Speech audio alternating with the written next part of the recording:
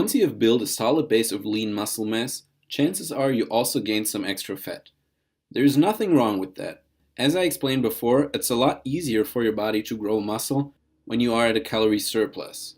But now that you want to lose the extra fat, how do you come up with a cutting diet plan that will lower your body fat percentage while also preserving your hard-earned muscle gains? Here are the 3 most important steps when designing a cutting diet.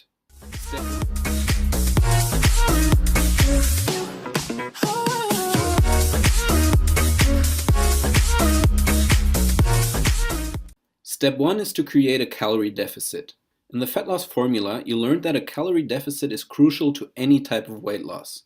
It is achieved by consuming less energy than your body expands on a daily basis.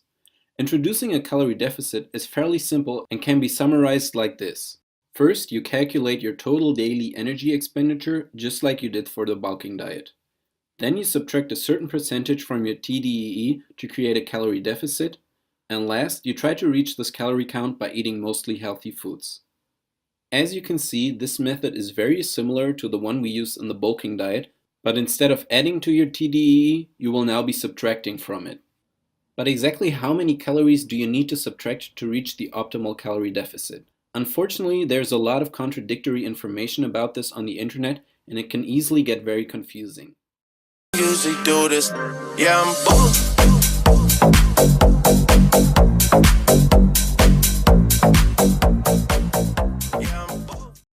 In general, there are 3 classifications of calorie deficits. A small deficit around 10 to 15% below your TDEE, a moderate deficit around 20 to 25% below, and a large deficit of more than 25% below your TDEE. There are some sources that will recommend a small deficit and some that will recommend a moderate one. None that I know of recommend a large deficit. The argument for a small deficit is usually that it will be easier to stick to it and lead to less loss of muscle mass. However, studies have shown that larger deficits don't necessarily mean more muscle mass will be lost. Thus, if your goal is to lose body fat fast, a deficit of 20% below your TDEE will probably be your best option.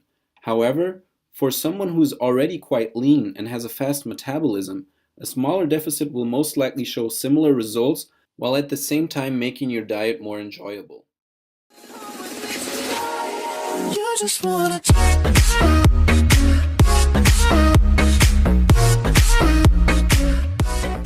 In step 2, you want to increase protein intake.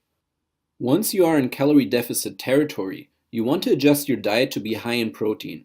Study after study has proven that losing fat without losing muscle is all about consuming enough protein every day.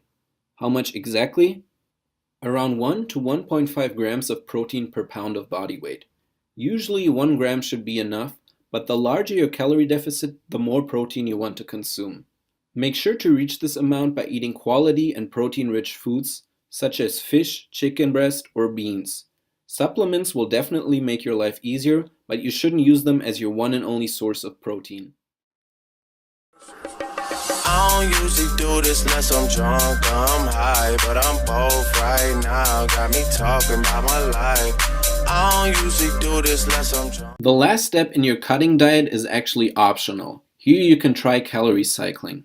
Calorie cycling is a popular strategy where you eat more calories on workout days and fewer calories on rest days while staying at a long-term calorie deficit, for example, when measured over 1 week. The logic behind the strategy is to maximize strength and recovery on the days you exercise, while providing your body with fewer calories when less energy is expended on your rest days. So does it work? Unfortunately, there has been done very little research on calorie cycling. Much praise is based on anecdotal evidence from advanced bodybuilders, which might not translate to the average trainee, let alone someone just starting out. However, there's also nothing wrong about this strategy, which is why it's really up to you if you want to try it out. If you feel like adding another aspect to your diet, go for it. It will make diet planning a little more complicated, but the psychological benefit of eating more on workout days can make the cutting a lot more tolerable. I'm drunk, I'm high, but I'm both right now. Got me talking about my life. I don't usually do this unless I'm drunk, I'm high.